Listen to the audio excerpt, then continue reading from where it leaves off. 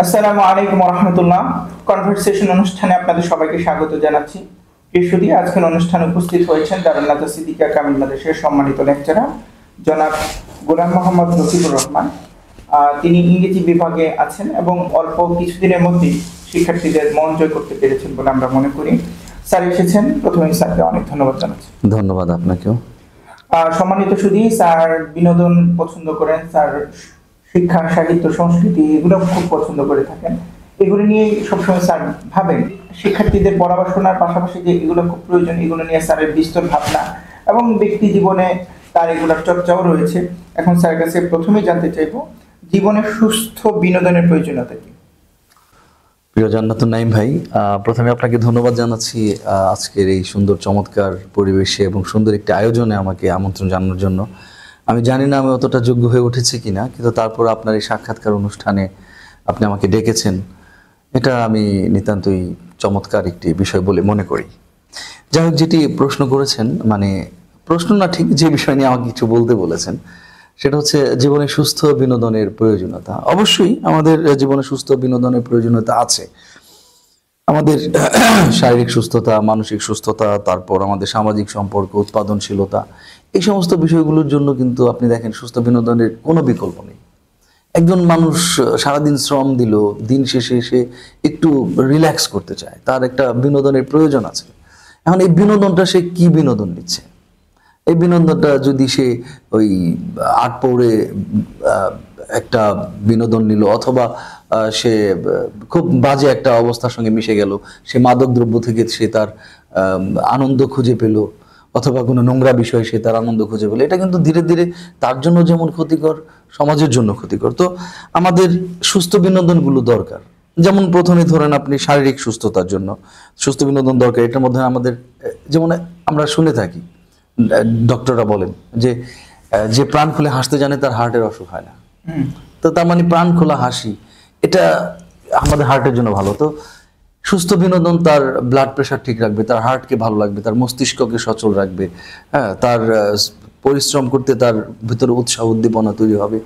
তো এভাবে তার শারীরিক সুস্থতার বিষয়টি ই করে। আমরা যেমন খেলাধুলা, বিভিন্ন ধরনের খেলা আছে, অ্যাথলেটিক্সের খেলাগুলো আছে, এগুলোর মাধ্যমে যে বিনোদন যদি নিতে পারে সে, তাহলে কিন্তু এটা তার শারীরিক সুস্থতার জন্য একটা নিয়ামক হয়ে দাঁড়াবে।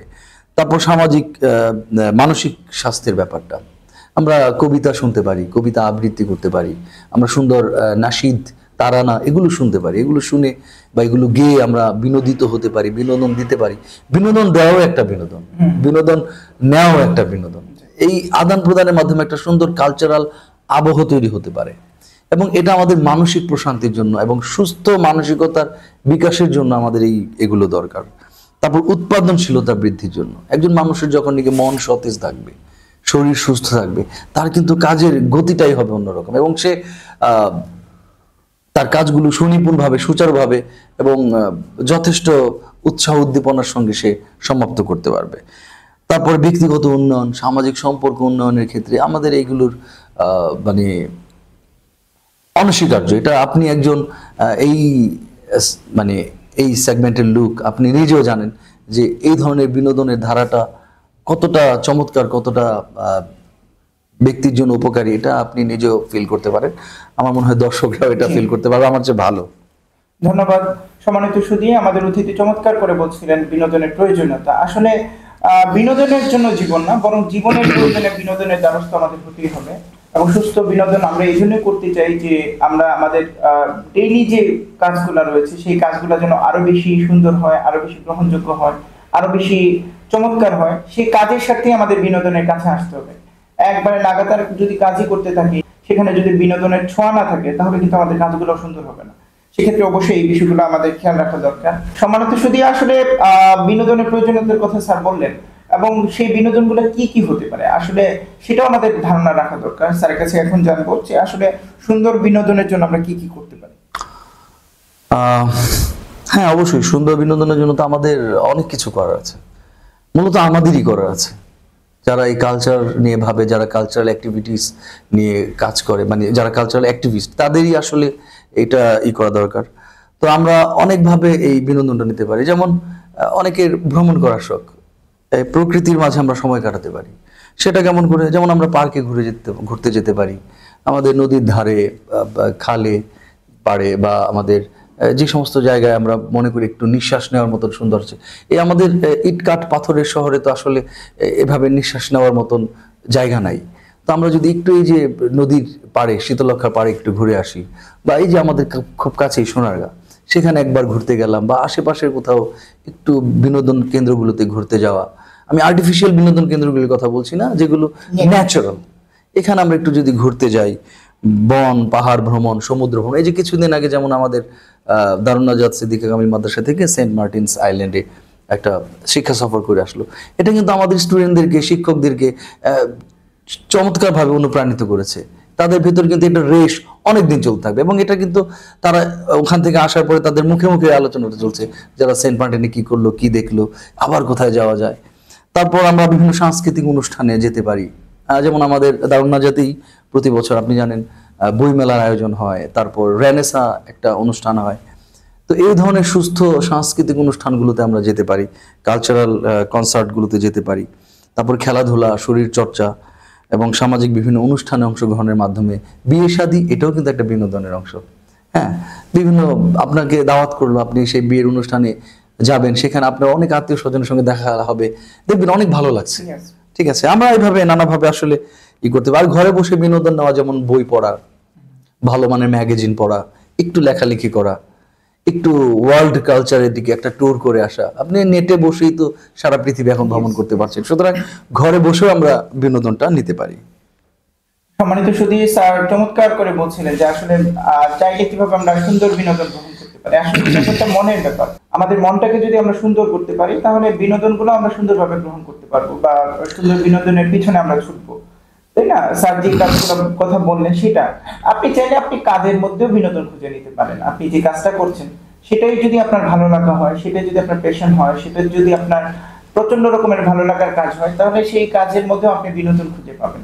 সুতরাং আমরা মন খারাপ করার সুযোগ নেই, এবং মন খারাপ করা হয়তো শরীর খারাপ করার জন্য কারণ হতে পারে।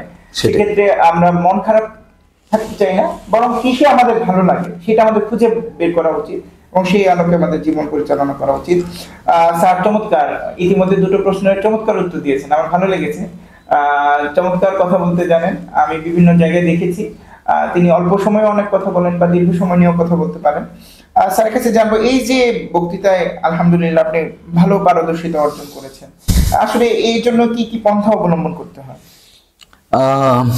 এটা খুব জটিল একটা প্রশ্ন হয়ে গেল আমার জন্য। আসলে বক্তৃতায় পারদর্শী, এটা কিছুটা ন্যাচারাল, ইনস্টিংটিভলি আপনার মধ্যে আসতে হবে। এটা যদি হয় এবং সেটাকে যদি একটু ঘষা মাজা করে নেন, তাহলে সেটা অনেক ভালো হবে, আরো সুন্দর হবে। যেমন আমরা যে আল্লাহর কাছে দোয়া করি আমাদের জ্ঞান বৃদ্ধির জন্য, রব্বি জিদনি ইলমা, আমাদের জ্ঞানটাকে বৃদ্ধি করে দেন। তার মানে জ্ঞান একটা দোয়া আছে, সেটাকে বৃদ্ধি করে নেওয়ার জন্য দোয়া। তো কারো আছে যে ইনস্টিংটিভলি সে বাগ্মী হয়, সে কথা বলতে পারদর্শী হয়ে যায়। আর কিছু আছে অর্জন করতে হয়। আমরা অর্জিতর ক্ষেত্রে যেটা করতে পারি, কাউকে আগে ফলো করা, যে আমার এই এই ব্যক্তিগুলোর বক্তৃতা ভালো লাগে, তো তারা কিভাবে কথা বলেন, তারা কিভাবে স্টেজে দাঁড়ান, তারা কিভাবে তাদের ভয়েসটাকে থ্রো করেন। এরপর আমাদের দরকার হচ্ছে মূলত, আমি যখন আমাকে বক্তা হিসেবে ডাকা হবে, আমি কি প্রস্তুতিগুলি নিব। প্রথমে একটা প্রস্তুতি দরকার, যে আমাকে ডাকা হচ্ছে বা আমাকে এই বিষয়ের উপর একটা বক্তব্য দিতে হবে, আমার একটা প্রস্তুতি থাকতে হবে, আমাকে হোমওয়ার্ক করতে হবে প্রচুর, যে আমি এই বিষয়গুলোর উপর আমি কতটুকু সময় পেতে পারি। তো বিষয়বস্তু নির্বাচন করতে হবে, বক্তৃতার কাঠামো তৈরি করতে হবে, কাদেরকে আমি স্যালুটেশন জানাবো, কিভাবে আমার বক্তব্যটা শুরু করবো, আমার বক্তব্যের ক্লাইম্যাক্সটা কোথায় যাবে, আমি বক্তব্যের ফিনিশিংটা আমি কিভাবে দেবো। আর এই টোটাল ব্যাপারটাই হচ্ছে টাইম ম্যানেজমেন্টের উপর, যে আমি 2 মিনিটের সময় পাচ্ছি না 2 ঘন্টার, আমি কতটুকু সময় পাচ্ছি সেটার উপর নির্ভর করে। আবার এমন হতে পারে যে আমি স্টেজে দাঁড়িয়েছি, বক্তব্য দিচ্ছি, যেমন আমাদের ইসলামিক স্কলার বা ইসলামিক প্রিচারদের ক্ষেত্রে যেটা ঘটে, তার স্টেজে বক্তৃতা দিচ্ছেন, তো কেউ এসে বাধা প্রদান করলো, ওই সময়টায় তিনি তাৎক্ষণিকভাবে কিভাবে ফিনিশিংটা দিবেন। আর বক্তব্যের মাঝখানে বাধা পড়তেই পারে। তো এই সার্বিক বিষয়গুলি মাথায় রেখে, আর অবশ্যই সুন্দর শব্দ চয়ন, সুন্দর বাচন ভঙ্গি, এবং আপ টু ডেট বিষয় নিয়ে এই সমস্ত বিষয়গুলো মাথায় রাখলে আমার মনে হয় একটা সুন্দর বক্তৃতা তৈরি হতে পারে। তো এই আর কি। আর শ্রোতাদের মনোযোগ আকর্ষণের জন্য তো অবশ্যই একটু চেষ্টা থাকবে।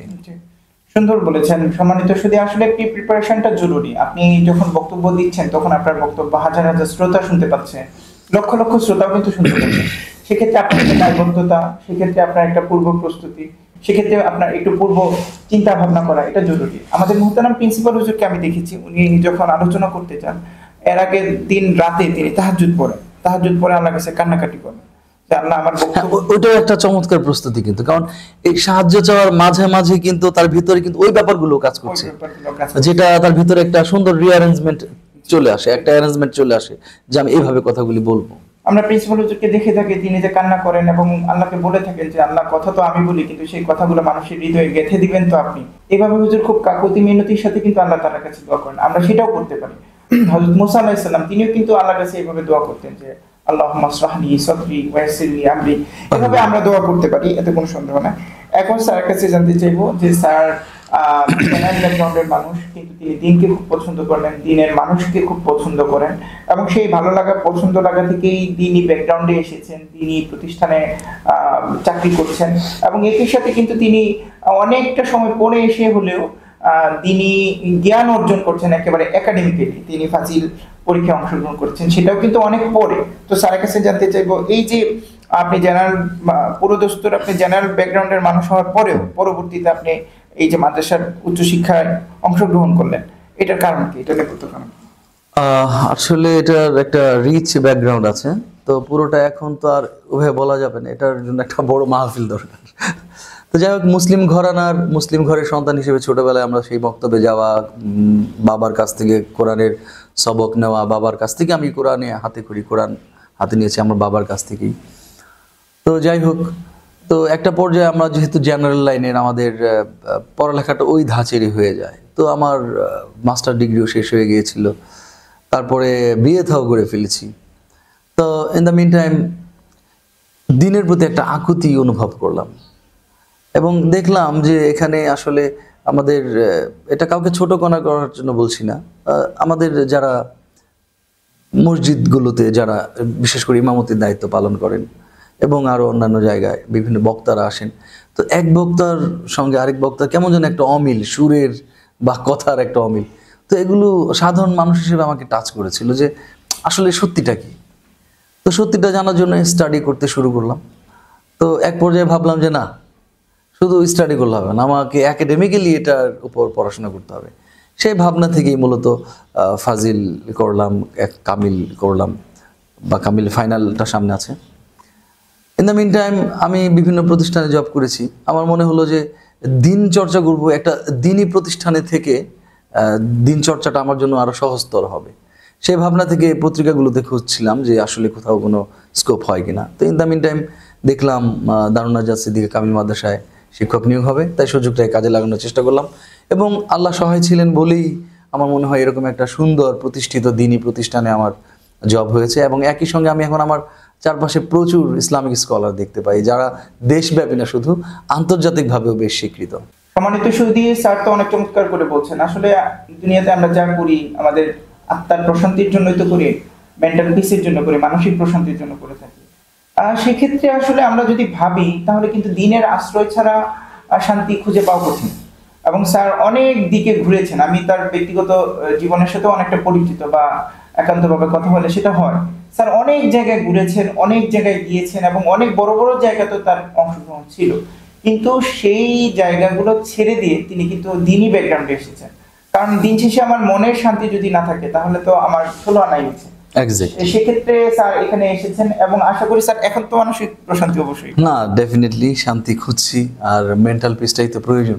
জি আলহামদুলিল্লাহ, আমাদের যে মাদ্রাসা ব্যাকগ্রাউন্ড, দিনই ব্যাকগ্রাউন্ড, এখানে আসলেই আমরা শান্তিতে আছি। দিন শেষে আমরা এইটুকু বলতে পারি, আমাদের বাহ্যিক উন্নতি যেটাই হোক না কেন, আমাদের আত্মিক এখানে অনেক প্রশান্তি রয়েছে। আমরা এই দিনী পরিবেশে থেকে নিজেদেরকে সৌভাগ্যবান মনে করি, আল্লাহর কাছে কৃতজ্ঞতা আদায় করি। এখন স্যারের কাছে জানতে চাইবো, স্যার এই পর্যন্ত তো বহু জায়গায় চাকরির পরীক্ষা দিয়েছেন, চাকরির পরীক্ষার বিভিন্ন অভিজ্ঞতা আপনার হয়েছে।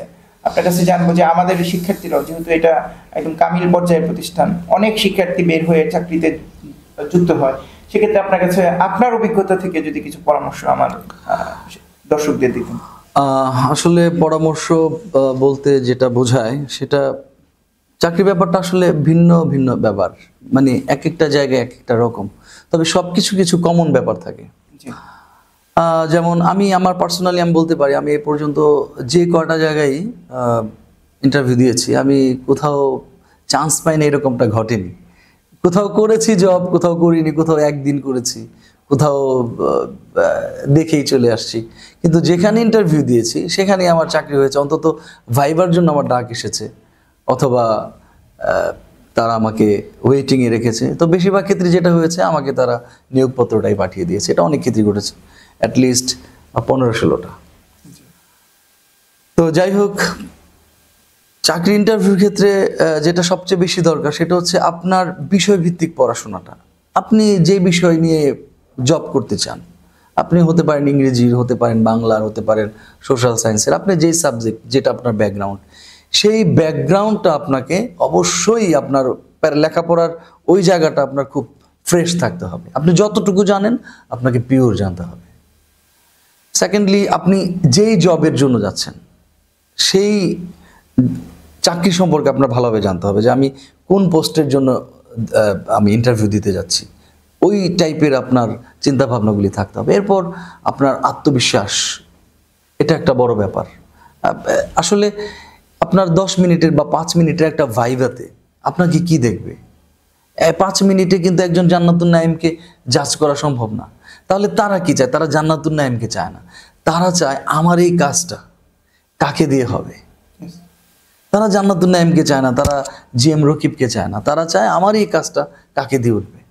তারা ওই রিলেটেড প্রশ্নটা করে। তো আপনি ওই জায়গাটা ফোকাস করবেন। সংক্ষিপ্তভাবে বলতে গেলে এটাই হচ্ছে একটা রহস্য, যে তারা কি চায় তাদেরকে সেটা দিয়ে দেন। জি চমৎকার বলেছেন। আসলে আমারও একটু অভিজ্ঞতা আছে। আমার একজন কলিগ বলেছিলেন যে দারুন যাতে মোহতারাম প্রিন্সিপাল হুজুর দুজন চাকরি প্রার্থীকে জিজ্ঞেস করছিলেন যে আপনাকে কত টাকা স্যালারি দেওয়া যায়। একজন বলে ফেলেছিলেন, একজন ডিমান্ড করে ফেলেছিলেন, আরেকজন বলেছিলেন হুজুর আপনি আমাকে যেটা দেন। প্রিন্সিপাল হুজুর দ্বিতীয় যে ব্যক্তি আছে আপনি যেটা দেন, এই যে আনুগত্য প্রকাশ করা উপরের কর্মকর্তার সাথে, তাকে সিলেকশন করেছিলেন। এই জন্য সম্মানিত শুধু এটাও একটা জিনিস যে কিভাবে নিজের বিনয়টা প্রকাশ করা যায়, কিভাবে নিজেকে গ্রহণযোগ্য করে তোলা যায়। স্যার যে কথাগুলো বলছেন, এইটাই সিস্টেম। নিজের আপাতমস্তক দিয়েই সবকিছু দিয়ে কিভাবে আমার প্রতিষ্ঠানকে খুশি রাখবো সেটা চেষ্টা করা উচিত। নিজের যোগ্যতা, নিজের বিনয়, এগুলো তো লাগবেই। সম্মানিত শুধু আমাদের অতিথি চমৎকার লিখে থাকেন, লেখালেখি করে থাকেন। তিনি বাংলা ভাষায় লিখতে জানেন, ইংরেজি ভাষাও যথেষ্ট চর্চা তার রয়েছে। সম্প্রতি সময়ে দারুন নাজাত সিদ্দিকিয়া কামিল মাদ্রাসার মুহতারাম প্রিন্সিপাল হুজুর তার একটি বই, এবং সেটা দারুন নাজাতে খুব বেশি আলোচিত বই, শিকড় থেকে শিখরে, এবং অন্যান্য প্রতিষ্ঠানও এই বইটির ব্যাপারে চরম আগ্রহ দেখিয়েছে। তো এই বইটির একটা বিশেষ উল্লেখযোগ্য অংশ তিনি অনুবাদ করেছেন, সোলস জার্নি, এই শিরোনামে বইটি প্রকাশিত হয়েছে অলরেডি। দারুন নাজাত প্রকাশনী সেটি অত্যন্ত আগ্রহের সাথে সেটি প্রকাশ করেছে। এখন আমি জানতে চাইবো যে আসলে এই যে সোলস জার্নি, এটার জার্নিটা কিভাবে হলো? আসলে এটার একটা হিস্ট্রি আছে। সেটা হচ্ছে আমি যখন দারুন নাজাতে এলাম 2023 সালের 3 জানুয়ারি আমি ফার্স্ট জয়েন করি এখানে। এর আগে তো ইন্টারভিউ দিতে এসেছিলাম। তো এরপর থেকে আমি শুধু বিস্ময় দেখতাম যে একজন মানুষ, আমি প্রিন্সিপাল হুজুরের কথা বলছি, যে এতটা ভার্সেটাইল, সব দিকে তার সমান একটা দক্ষতা এবং সব দিকে তার সুচারু দৃষ্টি। আমার মনে হয় পুরো মাদ্রাসায় যদি সিসি ক্যামেরা নাও থাকে, তাও মাদ্রাসার যে আমাদের প্রিন্সিপাল হুজুর, তার দৃষ্টির বাইরে কিছু নাই। সিসি ক্যামেরাটা জাস্ট একটা ইনস্ট্রুমেন্ট মাত্র। তো আমি লাইব্রেরিটা দেখলাম, মানে মাক্তাবা যেটাকে বলা হয়, লাইব্রেরিটা বেশ সমৃদ্ধ, এবং আমাদের এখানকার যারা গবেষক শ্রেণী আছেন, বড় বড় টিচার আছেন আমাদের, তাদের লেখা অনেক বই আছে। তারপর আমাদের এই মাদ্রাসাতে প্রতি বছর স্মারক, বিভিন্ন ধরনের স্মারক, বিভিন্ন ধরনের কিতাবাদি বেরোচ্ছে। তারপরে আপনি একটা করছেন মাসিক বিকাশ, নতুন বিকাশ, তারপর সাউতুন নাজাত, এরকম ভয়েস অফ নাজাত, এরকম এগুলো বেরোচ্ছে। তো আমি দেখলাম যে আমাদের যে মূল্যবান বইগুলো আছে, বিশেষ করে আমাদের প্রিন্সিপাল হুজুরের যে অভিজ্ঞতা লব্ধ যে জীবনীগুলি আপনি লিখে থাকেন, বিশেষ করে সেই বইগুলো আমি দেখলাম, এবং আমার মনে হলো, আমি ইংরেজির ছাত্র হিসেবে, ইংরেজি শিক্ষক হিসেবে মনে হলো আমরা যদি এটাকে একটা ইংরেজি অনুবাদের রূপ দিই, তাহলে এটা একটা আন্তর্জাতিকীকরণ করা যেতে পারে। কারণ বাংলা ভাষাটা তো সবার কাছে পৌঁছছে না, ঠিক আছে? তার মধ্যে আমাদের ইসলামিক মাইন্ডেড যারা, তারা শুধু এই বইগুলো হয়তো নাড়াচাড়া করে। আর ইংরেজিতে হলে আমার মনে হয় এটা বিশ্বব্যাপী একটা প্রচারের সুযোগ থাকে। সেই ভাবনা থেকে আমি ভাবছিলাম, পরবর্তী জার্নিটা আপনি জানেন ভালো, আপনার সঙ্গে আমি শেয়ার করলাম। আর শেয়ার করার পরে আপনি বাকি কাজটুকু আপনার হাত দিয়ে হয়েছে, এই জন্য আপনার প্রতি কৃতজ্ঞতা জানাচ্ছি। এরপর নির্দিষ্ট দিনে কাজ শুরু করলাম এবং আপনাকে অনেক কষ্ট দিয়েছি এ ব্যাপারে, আপনাকে নির্দিষ্ট সময়ে বই দিতে পারিনি, কারণ আমি চেয়েছিলাম যে একটা অথেন্টিক কিছু লিখতে, এমন একটা বিষয় ভাবনাটাকে এমনভাবে ফুটিয়ে তুলতে যেন এটা দেখে মনে হয় প্রিন্সিপাল হুজুরেরই লেখা। মূলত তার লেখাটারই ইংরেজি অনুবাদ, কিন্তু আমি এলোমেলো করতে চাইনি। আর সেই সঙ্গে এটাও মাথায় রেখেছিলাম যে এটা যেন সহজ পাঠ্য হয়। আমাদের স্টুডেন্টরা, বিশেষ করে অষ্টম শ্রেণী থেকে শুরু করে যে স্টুডেন্টরা আছে কামিল পর্যন্ত, এবং আমাদের যারা ইংরেজিটা পড়তে ভালোবাসে তাদের কাছেও যেন এই পড়াটা একটু সহজবোধ্য হয়, সেই ল্যাঙ্গুয়েজগুলো খুঁজে খুঁজে, শব্দচয়নটা খুঁজে খুঁজে করতে গিয়ে জাস্ট একটু দেরি হয়েছে। তো সোলস জার্নি আসলে সোলসের জার্নি, যারা পড়বে তারাও বুঝতে পারবে এই বিষয়টা কি। আর যারা কখনো হজ করেনি বা হজ করতে ইচ্ছুক, তারা এটা তাদের একটা গাইড বুকও মনে করতে পারে, কারণ এখানে গল্পে গল্পে, কথায় কথায়, সাক্ষাৎকারে এই বিষয়গুলো চমৎকারভাবে উঠে এসেছে। সম্মানিত সুধী, সোল জার্নির ব্যাপারে আমরা জানছিলাম। আসলে আমারও খুব ভালো লেগেছে যে দারুন নাজাত সিদ্দিকিয়া কামিল মাদ্রাসার একটা নতুন সংযোজন হচ্ছে এই সোল জার্নি।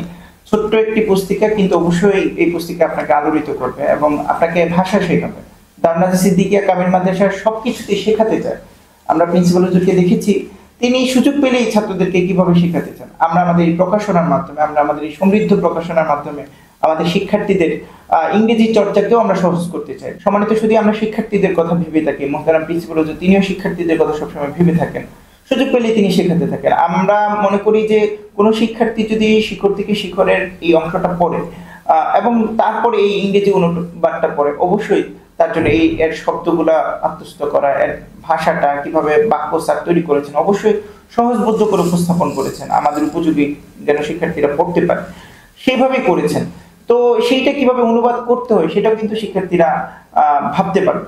আমার স্যার অবশ্যই আন্তর্জাতিকীকরণের কথা বলেছেন, বা আসলে সেটাও একটা উদ্দেশ্য, কিন্তু আমার ব্যক্তিগতভাবে উদ্দেশ্য ছিল আমাদের শিক্ষার্থীরা যেন ইংরেজি ভাষাটার সাথে নতুন ভাবে পরিচিত হয় এই বইটার মাধ্যমে। এটাও আমার একটা উদ্দেশ্য ছিল। আমি স্যারকে বারবার রিকোয়েস্ট করেছি এবং আলহামদুলিল্লাহ স্যার আমাদের সাথে একত্রতা ঘোষণা করেছেন। স্যার আমাদের আগ্রহকে পছন্দ করেছেন বা শ্রদ্ধা করেছেন, এই জন্য স্যারের প্রতি কৃতজ্ঞ। এবং আমরা তো এই অনুষ্ঠানের মাধ্যমে স্যারকে বলতে চাই যে শিখর থেকে শিখরের যে বইটা আছে, পুরো বইটা যদি আপনার হাত ধরে অনুবাদ হয় সেটা আমাদের জন্য আরো ভালো লাগবে। হ্যাঁ, ইনশাল্লাহ আমিও চেষ্টা করব সেই ধরনের কোনো সুযোগ পেলে। সম্মানিত শুধু স্যার একটু আগে ভয়েস অফ নাজাতের কথা বলছেন, দারুন নাজাত মাদ্রাসার একটি ত্রৈমাসিক ইংরেজি পত্রিকা, এবং এর মাধ্যমেও শিক্ষার্থীদেরকে তৈরি করার ইচ্ছা আমাদের আছে। এখন স্যারের কাছে জানতে চাইবো যে আপনি ইংরেজি ডিপার্টমেন্টে আছেন, তো ভয়েস অফ নাজাত এই পত্রিকাটিকে নতুন, কিন্তু এই পত্রিকাটিকে যদি আমরা আরো ডেভেলপ করতে চাই, যারা এটার সাথে সম্পাদনার সাথে আছে, লেখালেখি করছে, তারা যদি ডেভেলপ করতে চায়, আপনার কি পরামর্শ থাকবে? আসলে ভয়েস অফ নাজাত এটা আমাদের দারুন নাজাতের একটা মুখপত্র। সাউথুন নাজাত, ভয়েস অফ নাজাত, মাসিক নতুন বিকাশ, এগুলো আমাদের একটা নিয়মিত প্রকাশনা। তো ভয়েস অফ নাজাত এটা সরাসরি প্রিন্সিপাল হুজুরের দিক নির্দেশনা তৈরি হচ্ছে। এখানে আসলে পরামর্শ দেওয়ার ওইভাবে কিছু নেই, তবে আরও বেশি বেশি অংশগ্রহণ প্রয়োজন আমি যেটা মনে করি। আর এই অংশগ্রহণটা বাড়ানোর জন্য যারা এটার সঙ্গে জড়িত আছেন, বিশেষ করে যারা এডিটোরিয়াল প্যানেলে আছেন, তাদের উচিত হচ্ছে তাদের সঙ্গে যোগাযোগ করা, যারা বিশেষ করে লিখবেন। কারণ ডেকোরেশনটা হচ্ছে বাইরের অবয়ব মাত্র, কিন্তু মূলত মানুষ পাঠ করবে লেখা। তো লেখাগুলো যদি সময়োপযোগী, যুগোপযোগী হয়, তাহলে আমার মনে হয় ভয়েস অফ নাজাতটাই হবে আরো বেশি ডেভেলপ করতে পারবে বলে আমি বিশ্বাস করি। চমৎকার বলেছেন। সম্মানিত সুধী, স্যার একজন অভিজ্ঞ মানুষ এবং বিভিন্ন জায়গায় বিভিন্ন অভিজ্ঞতা তিনি সঞ্চয় করেছেন, বিভিন্ন প্রতিষ্ঠানে কাজ করেছেন, বিভিন্ন প্রোগ্রামে তিনি অংশগ্রহণ করেছেন, বিভিন্ন পত্রপত্রিকায় তিনি লেখালেখি করেছেন, অনেকগুলো অভিজ্ঞতা রয়েছে। দারুন নাজাত সিদ্দিকিয়া কামিল মাদ্রাসা সবসময় নতুন কোনো পরামর্শকে স্বাগত জানান। স্যারের কাছে জানতে চাইবো যে আপনি অবশ্যই বাইরে থেকে নিজেকে সমৃদ্ধ করে এসেছেন, এখন আপনার কাছে অনুরোধ করব যে আমাদের দারুন নাজাত অবশ্যই ভালো লাগে আপনার, কিন্তু এই ভালো লাগাটা যেন আরো অনেকের কাছে যায়, সেক্ষেত্রে দারুন নাজাতের জন্য আপনার কি পরামর্শ থাকবে? আসলে দারুন নাজাত এমন একজন ব্যক্তির তত্ত্বাবধানে চলছে যেখানে পরামর্শ দেওয়ার কোনো জায়গা নেই। তারপরও আমি ব্যক্তিগতভাবে যেটা দেখেছি যে আমাদের দারুণ নাজাত একটা বিশাল প্রতিষ্ঠান, এখানে 14 থেকে 16 হাজার স্টুডেন্টের সমাগম। স্পেশালি আমরা এখানে মেন ক্যাম্পাসে আমরা যারা আছি এখানেও আমাদের অনেক অনেক স্টুডেন্ট, হাজার হাজার। তো এখানে আমি দুটো জিনিস প্রয়োজনীয়তা অনুভব করছি। প্রথমটি হচ্ছে একটা মেডিকেল টিম থাকা দরকার আমাদের। আমাদের অনেক টিচারই আছেন এবং সায়েন্স ব্যাকগ্রাউন্ড অনেক টিচার আছেন, তারা যদি একটা প্রাথমিক চিকিৎসার একটা কোর্স বা এই টাইপের কোনো একটা মেডিকেল টিম অথবা একজন এমবিবিএসকে যদি আমাদের মাদ্রাসায় নিয়োগ দেওয়া হয়, কারণ আমাদের অনেক ছাত্র যে কোনো সময় অসুস্থ হয়ে যেতে পারে, তারপর পরিবেশ পরিবর্তনের কারণে অসুস্থ হতে পারে, এই জন্য একটা মেডিকেল টিম থাকা জরুরি বলে আমি মনে করি। আর দ্বিতীয়ত হচ্ছে স্বাস্থ্য উন্নয়ন। স্বাস্থ্য উন্নয়নের জন্য আমাদের একটা ব্যায়ামাগার, একটা জিম থাকা দরকার। সেখানে খুব মেটালিক বিষয়বস্তু থাকবে তা না, জাস্ট ফ্রি হ্যান্ড এক্সারসাইজগুলি করার জন্য বা শরীরটাকে সুস্থ রাখার জন্য আমার মনে হয় একটা জিম করা যেতে পারে। আমি এই দুটাকে ঘাটতি মনে করছি না, তবে এই দুইটার প্রয়োজনীয়তা আমি অনুভব করছি। সম্মানিত সুধী স্যার যে দুইটা কথা বলেছেন এটা আসলেই প্রয়োজন, আমরাও ফিল করব এবং আমরা আশা রাখবো যে এই অনুষ্ঠান অবশ্যই প্রিন্সিপাল হুজুর হয়তো দেখবেন। আশা করছি হুজুর যদি দেখে থাকেন তাহলে অবশ্যই এই বিষয়টা নিয়ে ভাববেন। এছাড়া আমাদের খাবার দাবারের জন্য এখানে একটা ক্যান্টিনের ব্যবস্থাও থাকতে পারে, সেখান থেকে ছাত্ররা স্বাস্থ্যকর খাবার গ্রহণ করবে, এটাও হতে পারে। আর সর্বোপরি প্রিন্সিপাল হুজুর তো ভাবছেন, সীমাবদ্ধতাও আছে, সবকিছু মিলিয়ে হুজুর চিন্তা করছেন। আমরা আশা করবো যে হুজুর এই বিষয়গুলো চিন্তা করবেন। এখন আমি আমাদের অতিথির কাছে জানতে চাইবো যে তিনি স্বরচিত কবিতা লেখেন, তিনি একজন কবি, চমৎকার কবিতা লেখেন। আমি পড়েছি যে কবিতাগুলো আমাদের মাসিক নতুন বিকাশে দিয়েছেন, সেগুলো তো আমার পড়তেই হয়, সেক্ষেত্রে আমার পড়ার সুযোগ হয়েছে এবং আমি মনে করছি যে তার কবিতা চর্চা আছে, দীর্ঘদিন ধরে তিনি এটার সাথে আছেন বা তিনি কবিতা ভালো লিখতে জানেন, এটা আমার কাছে মনে হয়।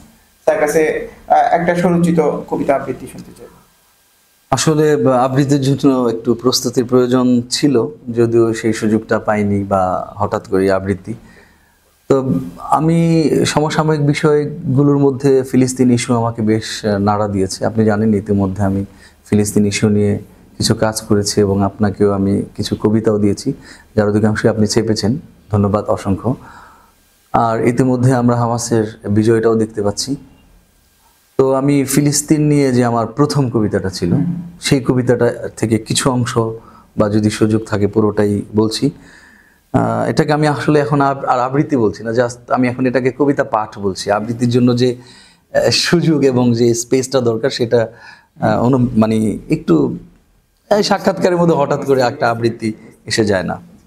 কবিতাটির নাম হচ্ছে বিশ্ব মুসলিম জেগে ওঠো। বিশ্ব মুসলিম জেগে ওঠো, ফিলিস্তিন যে দিচ্ছে ডাক, এখনো তোমার দ্বিধা কিসে এত, বাজছে শোনো যুদ্ধ ঢাক। ইহুদি নাসারা এক হয়ে গেল, এখনো কেন ইফতিরাক, সমবেত হও এক পতাকায়, বিশ্ব মুসলিম জিন্দাবাদ। সংশয় ছেড়ে এগিয়ে চলো আল আকসা উদ্ধারে, পারবে না ওরা রুখতে কভু মুসলিম বীর যোদ্ধারে। ফিলিস্তিন উঠেছে জেগে, বিশ্ব মুসলিম জাগ এবার, অনেক হয়েছে আর নয় ছাড়, সময় এখন প্রতিশোধ নেবার। ধন্যবাদ। ধন্যবাদ স্যার, অনেক সুন্দর করে আবৃত্তি করেছেন এবং নিজের কবিতা পড়েছেন, আমরা আপ্লুত হয়েছি এবং শিক্ষার্থীরা উৎসাহিত হবে যে আসলে ব্যস্ততার মধ্যেও কবিতা লেখা যায়। স্যার প্রচন্ড ব্যস্ত, দিনের শুরু থেকে শেষ পর্যন্ত ব্যস্ততার মধ্যেই থাকেন, এর মধ্যে কিন্তু কবিতা লেখেন। যারা লিখতে জানেন আর যারা ইচ্ছাটা রাখেন তারা কিন্তু সময়টা বের করেন।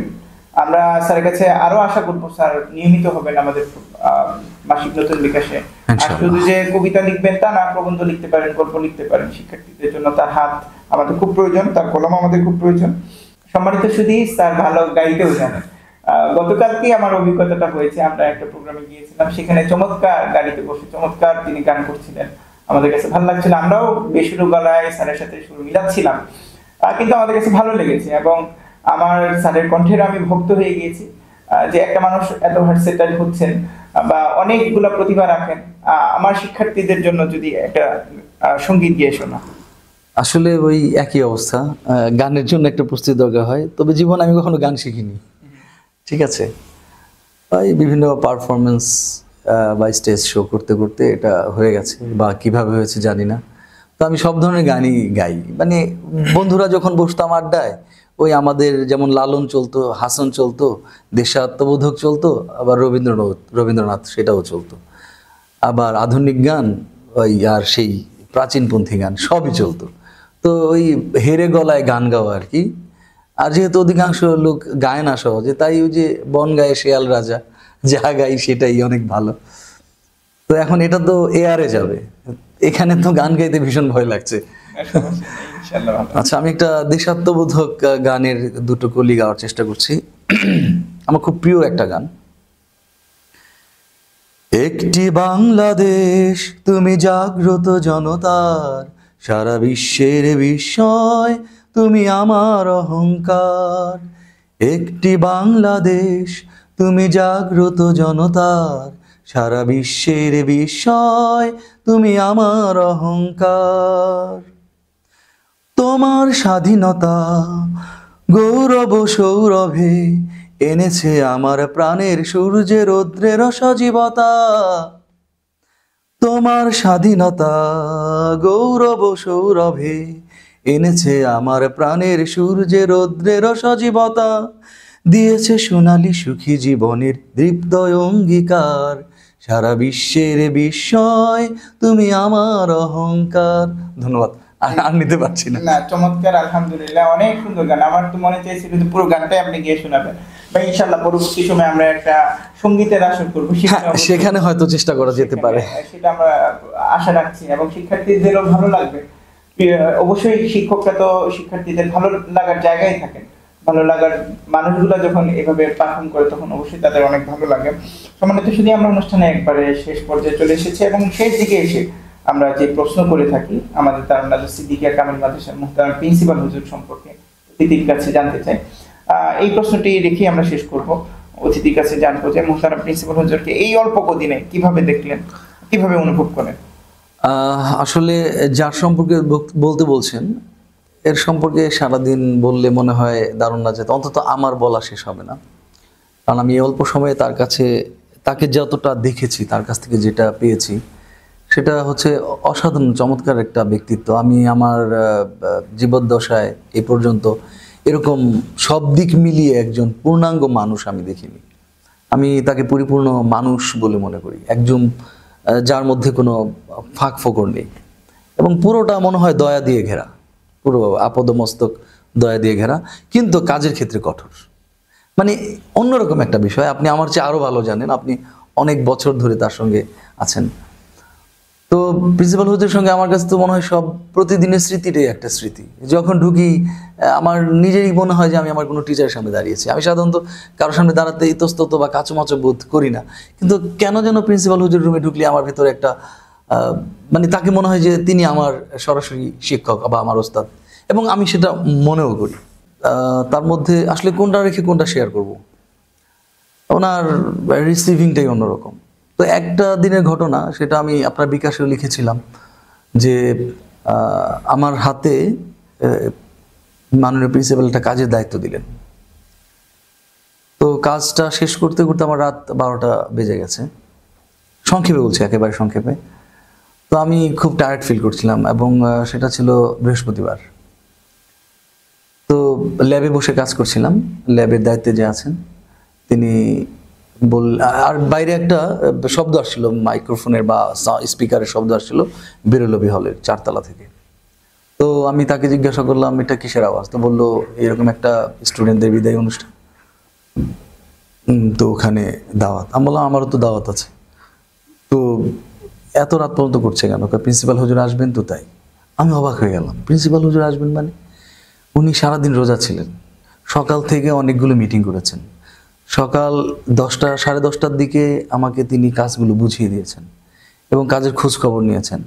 এরপর তিনি দুপুরবেলা বেরিয়ে গেছেন, সেখানে আরও কি কি অনুষ্ঠান ছিল, কয়েকটা অনুষ্ঠান করেছেন, এবং যখন রাত 12টা তখন তিনি সাইদাবাদের এদিকে জ্যামে আটকা।